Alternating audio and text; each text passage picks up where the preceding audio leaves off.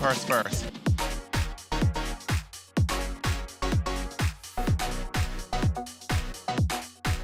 The YouTube videos you have been doing with Peppermint lately about Black Lives Matter and about intersectionality and about Drag Race fandom. Why is it important for you to sit down and like get those out into the world? Well, the truth is, me and Pep were having these discussions on our own time. Like, we would call each other and just talk about and be like, girl, and we would discuss all these things. And then one day we were like, well, maybe other people should hear this. And then it's true, I am busy. I mean, we're here. I have Sibling Rivalry podcast. I have, the list goes on and on. I'm doing a lot of stuff.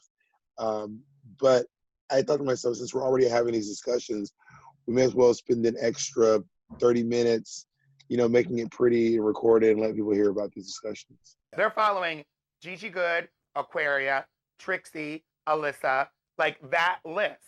And they're not following the rest of us. And but they're up in our comments. Yep, they be there. They're up there. They right up on the minute you open your black mouth, they are like, well, actually. Have you heard from other queens who have seen it and been either shook by it or like really like, yeah, you're 1,000% right?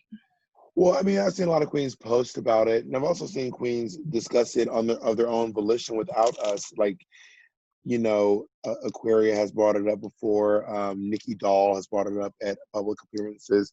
Trinity the Tuck has mentioned it.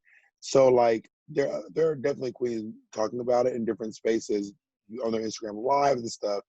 And me and Pep just, made it into this specific YouTube video and it really caught wind. I'm actually glad people are listening. Did you see that article from Instinct magazine? Oh, the fracking? No, not that. Oh.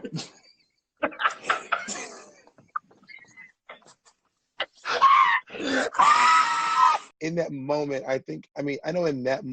me and Pep were probably just kind of reflecting on just a funny moment between two friends where I mistook one thing, she said something else, and then we talked about something that is considered taboo in the drag race world. And there probably is a sentiment amongst drag race girls who don't want to bite the hand that feeds them. And there's also probably an amount of reverence for what RuPaul has done for them.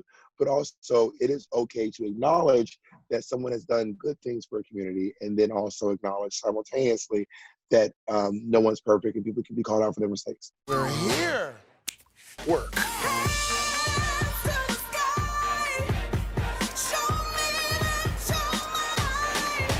Can you tell me what happened with the Spartanburg finale and then about the renewal of the show, which is so exciting? So the whole show, everything regarding the premiere and even up to the finale of the show kind of changed. We were going to have a big premiere at South by Southwest, but then coronavirus pandemic affected the world.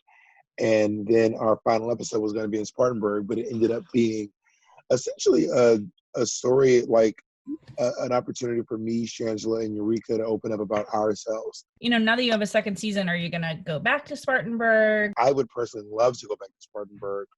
I would also love to take an opportunity to go. I have so many things I would like to do. I'm just one voice of many, and who has a say in the matter. But I would love to go to Paris, Texas, Shangela's hometown, and go to me and Eureka's hometowns, go to LaGrange or Columbus, Georgia. I love to go international. I've always wanted to go to South Africa.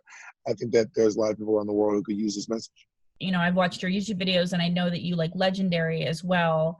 I think both of those shows, and they're obviously very different shows, but they both show such a commitment to like a diversity of voices in the world, which I think is like a really important statement. Not only that, but they also have I May Destroy You and they're really just, and even with, Sesame Street is now on HBO, and they just recently did this new, like something that was just so insanely revolutionary, which was having Elmo talk about Black Lives Matter and racism on Sesame Street with his father. And I was like, wow, HBO's really stepping up to the plate in a really major way. Bitch, watch my comedy special. Tell these other funny hoes to get on my level. Tune in and get ready to ha. Get an ab workout while I blah, blah, blah. You've been on every tour in the world. How do you find time to work on stand-up? I used to do my stand-up when I would do the drag shows. I would go up, because I would be hosting the shows a lot of the times. Usually I would be hired as a host.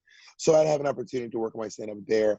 I also call up some of my friends in New York City. Like before this last set, I would call up my friends who are comedians in New York City and say, hey, can I come do a set at your show?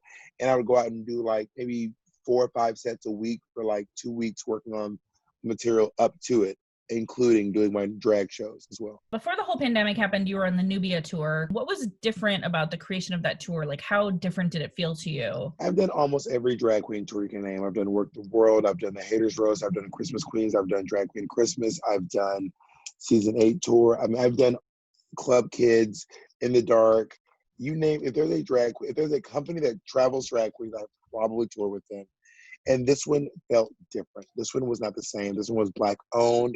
It was produced by the queens. The queens were the boss. We weren't working for anyone.